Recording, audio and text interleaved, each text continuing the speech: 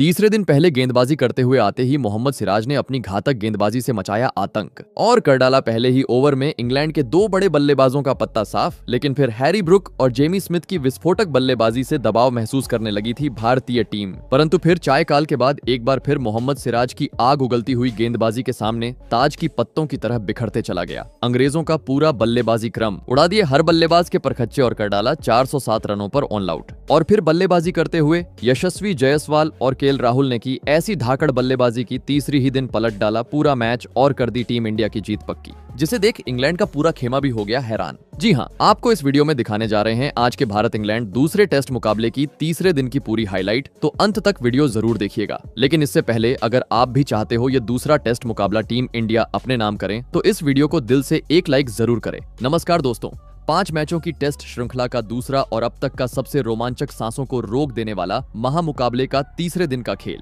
आज क्रिकेट इतिहास की दो बड़ी टीमें भारत और इंग्लैंड के बीच बर्मिंघम के एजबेस्टन क्रिकेट स्टेडियम में खेला गया। दोस्तों, भारतीय टीम को पहली पारी में 587 रनों पर ऑल आउट करने के बाद बल्लेबाजी करने उतरी। इंग्लैंड की शुरुआत काफी खराब रही थी और टीम इंडिया के घातक गेंदबाज मोहम्मद सिराज और आकाशदीप 25 रन के निजी स्कोर पर ही इंग्लैंड को 3 बड़े झटके दे दिए थे। लेकिन इसके बाद हैरी ब्रुक और जो रूट के बल्ले से बेहतरीन खेल देखने को मिला था, जिन्होंने इसके बाद टीम को संभालते हुए दूसरे दिन के अंत तक इंग्लैंड को और कोई झटका नहीं लगने दिया था। ऐसे में दोस्तों, आज भारतीय टीम के सामने इंग्लैंड के बचे हुए 7 विकेट जल्द से जल्द चटकाने की बड़ी चुनौती थी, तो वहीं दूसरी ओर इंग्लैंड को मुकाबले में बना रहना था, तो आज एक साझेदारी की जरूरत थी। और दोस्तों, ऐसी ही कुछ शुरुआत इंग्लैंड के बल्लेबाजों से देखने को भी मिली। जी हां, दूसरे दिन नाबाद पवेलियन लौटे हैरी ब्रुक और जो रूट तीसरे दिन एक बार फिर भारतीय गेंदबाजों का सामना करने मैदान में उतरे और आते ही पहले ही ओवर में आकाशदीप के खिलाफ स्ट्राइक पर मौजूद जो रूट ने अपना असली रंग दिखाया और कलाइयों का इस्तेमाल करते हुए गेंद को सीधे सीमा रेखा के पार पहुंचा दिया। दोस्तों, पहले ओवर में तो जो रूट एक बेहतरीन चौका लगा चुके थे, लेकिन जैसे ही अगले ओवर में मोहम्मद सिराज गेंदबाजी पर आए, उनके कदम लड़खड़ा गए। और दोस्तों, इसी का फायदा मोहम्मद सिराज ने उठाया और अपने घातक गेंदबाजी से इंग्लैंड के महत्वपूर्ण बल्लेबाज जो रूट को फंसाया और विकेट कीपर ऋषभ पंत के हाथों कैच आउट करवाते हुए इंग्लैंड को इस मुकाबले का सबसे बड़ा झटका दे दिया। आपको बता दे, जो रूट भारत के खिलाफ इस पहली पारी में 46 गेंद में मात्र 22 ही रन बना पाए।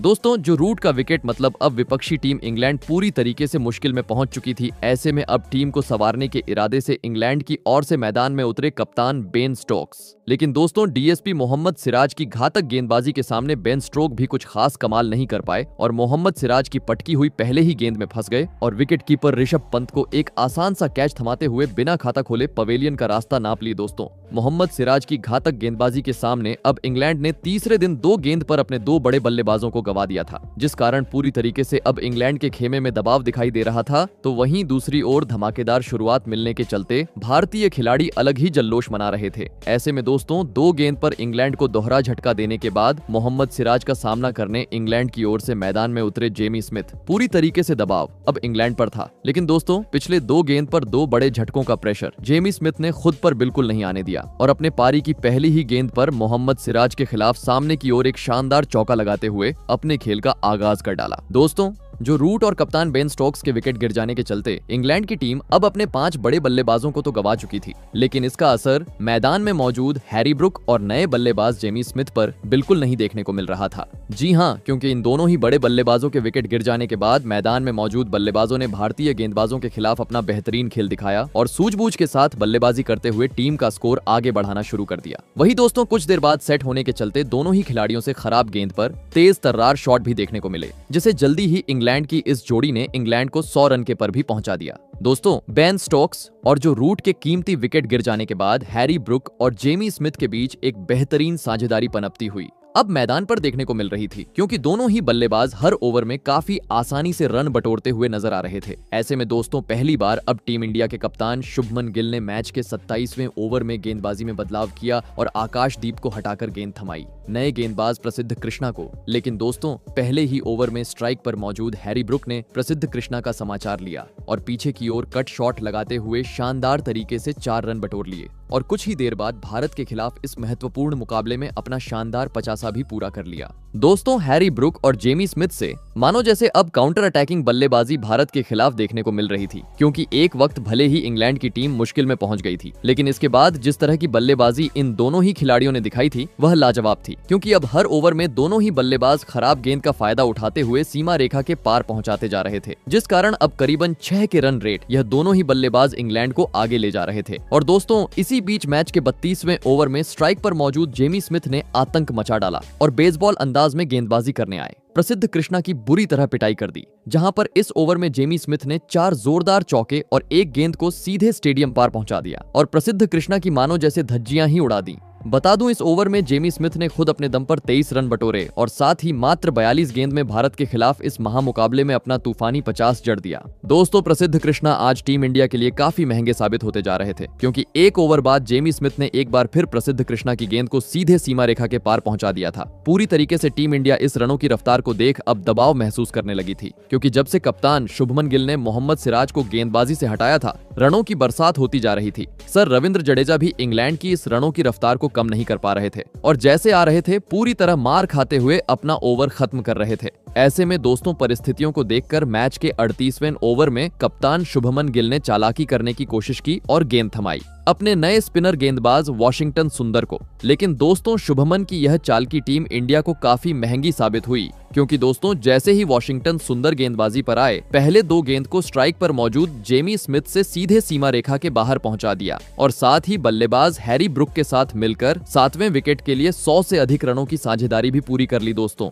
एक छोर से जेमी स्मिथ तो दूसरी छोर से हैरी ब्रुक टीम इंडिया के स्पिनर रहो या तेज गेंदबाज, हर किसी की पिटाई करते हुए देखने को मिल रहे थे। और दोस्तों, इसी बीच मैच के 39वें ओवर में सर रविंद्र जडेजा को जेमी स्मिथ ने आधे हाथों लिया और इस ओवर में पहले तो चौका और इसके बाद आगे निकलकर सामने की ओर एक गगनचुंबी छक्का लगा दिया। दोस्तों, एक वक्त इंग्लैंड की स्थिति 79 रनों 5 विकेट थी, लेकिन अब इन दोनों ही खिलाड़ियों की धमाकेदार बल्लेबाजी के चलते इंग्लैंड की टीम ने 200 रनों का आंकड़ा पार कर लिया था। दोस्तों, भारतीय गेंदबाज मानो जैसे अब समझ ही नहीं पा रहे थे गेंदबाजी करें तो कहां करें, क्योंकि टीम इंडिया के कप्तान शुभमन गिल अब तक अपना हर पेतरा आजमा चुके थे। फील्डिंग में भी शुभमन गिल की ओर से समय समय पर बदलाव देखने को मिल रहा था, लेकिन इंग्लैंड के बल्लेबाज ठान चुके थे कि भारतीय गेंदबाजों का पीछा नहीं छोड़ेंगे। जी हां, क्योंकि शॉर्ट पिच रहो या फुल लेंथ या रहो यॉर्कर, दोनों ही बल्लेबाज बेसबॉल अंदाज में भारतीय गेंदबाजों की कुटाई करते जा रहे थे, जिसे देख पवेलियन में बैठे जसप्रीत बुमराह भी अब काफी ज्यादा चिंतित नजर आ रहे थे, क्योंकि एक वक्त टीम इंडिया की ओर यह मुकाबला झुकता जा रहा था, लेकिन इन दोनों ही खिलाड़ियों ने मानो जैसे इस पूरे मुकाबले का अब काया पलट कर दिया था, क्योंकि देखते ही देखते इन दोनों ही बल्लेबाजों के बीच अब 150 रन की साझेदारी भी पूरी हो चुकी थी।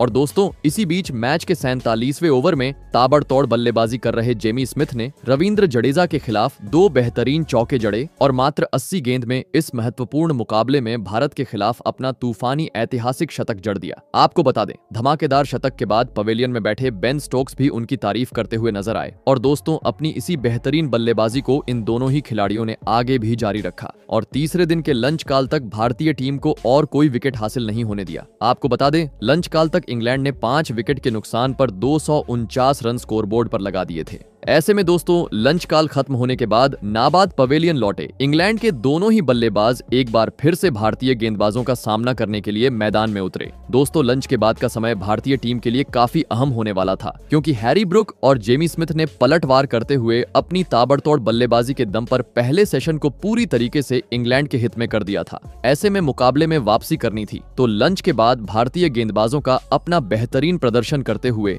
इंग्लैंड के विकेट झटकाने जरूरी थे। लेकिन दोस्तों, लंच काल के बाद भी भारतीय गेंदबाजों से खराब लाइन और लेंथ देखने को मिली, जिसका फायदा दोनों ही बल्लेबाजों ने काफी शानदार तरीके से उठाया और इंग्लैंड के स्कोर बोर्ड को आगे बढ़ना शुरू कर दिया। और इसी बीच प्रसिद्ध कृष्णा के खिलाफ हैरी ब्रुक ने पीछे की ओर एक शानदार चौका लगाया और भारत के खिलाफ अपना धमाकेदार शतक जड़ दिया। आपको बता दें, हैरी ब्रुक का यह शतक काफी मुश्किल घड़ी में आया था। इस कारण शतक के बाद पूरे स्टेडियम में बैठे प्रशंसक उनका खड़े होकर अभिवादन करते हुए भी नजर आए। दोस्तों, लंच काल के बाद शुभमन गिल ने वॉशिंगटन सुंदर और प्रसिद्ध कृष्णा को गेंदबाजी आक्रमण पर लगाया था, लेकिन यह दोनों गेंदबाज विकेट तो छोड़ो, रानों पर भी अंकुश लगाने में सफल नहीं हो पा रहे थे, जिस कारण कुछ ही देर बाद इन दोनों ही बल्लेबाजों ने छठे विकेट के लिए 200 रनों की एक अहम साझेदारी भी पूरी कर ली। ऐसे में दोस्तों, विकेट ना मिलने के चलते कप्तान शुभमन ने गेंदबाजी में बदलाव किया और गेंद थमाई नीतीश कुमार रेड्डी को। और दोस्तों, पहले ही गेंद पर नीतीश कुमार रेड्डी ने विकेट लेने का मौका भी बनाया, जहां पर पहली गेंद पर स्ट्राइक पर मौजूद जेमी स्मिथ गलत शॉट खेल गए और गेंद सीधे ऋषभ पंत के हाथों में गई। लेकिन दोस्तों, ऋषभ पंत इस कैच को पकड़ने में पूरी तरह असफल रहे, जिस कारण विकेट होने वाली गेंद सीधा सीमा रेखा के पार चली गई।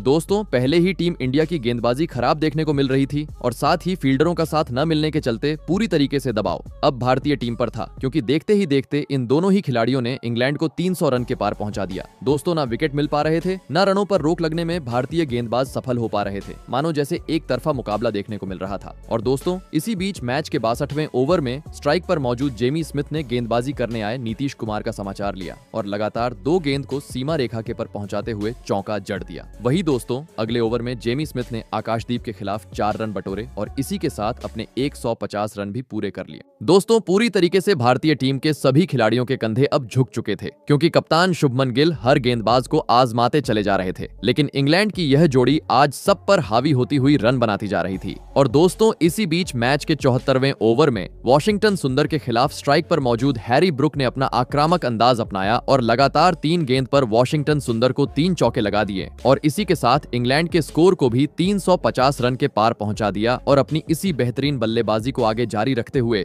चाय काल तक इंग्लैंड को कोई झटका नहीं लगने दिया। आपको बता दें, चाय काल तक इंग्लैंड ने 5 विकेट के नुकसान पर 355 रन स्कोर बोर्ड पर लगा दिए थे। ऐसे में दोस्तों, चाय काल खत्म होने के बाद एक बार फिर से इंग्लैंड की ओर से हैरी ब्रुक और जेमी स्मिथ बल्लेबाजी करने मैदान में उतरे। दोस्तों, देखा जाए तो अभी तक हुए दोनों ही सेशन इंग्लैंड के बल्लेबाजों ने अपनी शानदार बल्लेबाजी के दम पर अपने नाम किए थे। पिछला सत्र तो भारतीय टीम के लिए इतना खराब रहा था कि टीम इंडिया के गेंदबाज एक भी इंग्लैंड का विकेट नहीं झटक पाए थे। ऐसे में दोस्तों, अब यह अंतिम सेशन भारतीय टीम के लिए काफी महत्वपूर्ण होने वाला था, क्योंकि मुकाबले में वापसी करनी थी। ये तो इस जोड़ी को तोड़ना टीम इंडिया के लिए काफी ज्यादा जरूरी हो चुका था। लेकिन दोस्तों, 2 सेशन की तरह इस सेशन की शुरुआत भी इंग्लैंड के हित में रही और हैरी ब्रुक और जेमी स्मिथ ने अपने बेहतरीन बल्लेबाजी का नमूना पेश करते हुए एक बार फिर भारतीय गेंदबाजों का समाचार लेना शुरू कर दिया। और इसी बीच बेहतरीन बल्लेबाजी कर रहे हैरी ब्रुक ने रविंद्र जडेजा के खिलाफ 2 बेहतरीन चौके जड़ते हुए अपने 150 रन भी पूरे कर लिए। दोस्तों, हर एक रन के साथ यह साझेदारी आगे बढ़ती जा रही थी,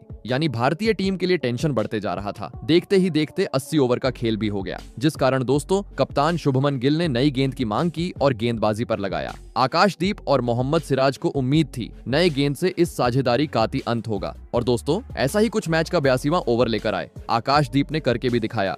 जी हाँ, ओवर की दूसरी ही गेंद पर स्ट्राइक पर मौजूद हैरी ब्रुक को आकाशदीप ने अपने जाल में फंसाया और अंदर आई हुई गेंद में क्लीन बोल्ड करते हुए लंबे अंतराल बांध टीम इंडिया को इस मुकाबले का एक सबसे बड़ा विकेट हासिल कर दिया। आपको बता दें, हैरी ब्रुक 234 गेंद में 158 रन की एक धमाकेदार पारी खेल आउट हुए, जिसमें उन्होंने 17 चौके और एक आसमानी छक्का जड़ा। दोस्तों, हैरी ब्रुक के रूप में बड़ी सफलता मिलने के चलते भारतीय खिलाड़ी राहत की सांस लेते हुए मैदान पर नजर आ रहे थे, क्योंकि 300 से अधिक रनों की साझेदारी अब आकाशदीप ने तोड़ दी थी। ऐसे में दोस्तों, अब भारतीय गेंदबाजों का सामना करने मैदान में उतरे क्रिस वॉक्स। दोस्तों, हैरी ब्रुक के रूप में बड़ा विकेट मिलने के चलते अब अलग ही कॉन्फिडेंस भारतीय गेंदबाजों के बीच देखने को मिल रहा था, क्योंकि इसके बाद एक छोर से आकाशदीप तो दूसरी छोर से मोहम्मद सिराज की तेज तर्रार गेंदबाजी इंग्लैंड के खिलाफ देखने को मिल रही थी, जिस कारण मैदान में मौजूद अब दोनों ही बल्लेबाज चौका तो छोड़ो, इक्का दुक्का रन बनाने में भी जूझते हुए नजर आ रहे थे। काफी धीमा खेल अब इंग्लैंड के बल्लेबाजों से देखने को मिल रहा था, जिस कारण दबाव बढ़ता गया और इसी दबाव का फायदा उठाया टीम इंडिया के तूफानी गेंदबाज आकाशदीप ने,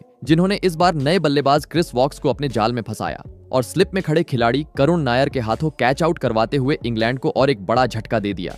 आपको बता दें, क्रिस वॉक्स भारत के खिलाफ इस पहली पारी में मात्र 5 ही रन बना पाए। दोस्तों, आकाशदीप की घातक गेंदबाजी के सामने अब इंग्लैंड अपने 7 बड़े बल्लेबाजों को गवा चुकी थी। टीम इंडिया का पलटवार अब मैदान पर देखने को मिल रहा था। ऐसे में दोस्तों, अब इंग्लैंड की ओर से मैदान में उतरे ब्राइडन कार्स। लेकिन दोस्तों, टीम इंडिया की घातक गेंदबाजी के सामने ब्राइडन कार्स कुछ खास कमाल नहीं कर पाए और अगले ही ओवर में मोहम्मद सिराज की अंदर आई हुई गेंद पर LBW आउट होते हुए बिना खाता खोले पवेलियन का रास्ता नाप लिए। दोस्तों, जब से नई गेंद आई थी तब से टीम इंडिया ने अपनी धमाकेदार गेंदबाजी के दम पर इंग्लैंड की टीम को बैकफुट पर धकेलना शुरू कर दिया था, क्योंकि इसके बाद मैदान में उतरे जोश टंग को भी मोहम्मद सिराज ने ज्यादा वक्त क्रीज पर नहीं टिकने दिया और अगले ही ओवर में LBW आउट करते हुए इंग्लैंड को इस मुकाबले का 9वां झटका दे दिया। आपको बता दें, जोश टंग भी बिना खाता खोले पवेलियन लौटे। दोस्तों, मोहम्मद सिराज ने अपने घातक गेंदबाजी के दम पर अब तक इंग्लैंड के 5 बड़े बल्लेबाजों को पवेलियन का रास्ता दिखा दिया था पूरी तरीके से। अब टीम इंडिया का पलटवार मैदान पर देखने को मिल रहा था। ऐसे में और इंग्लैंड का मात्र अंतिम विकेट शेष था।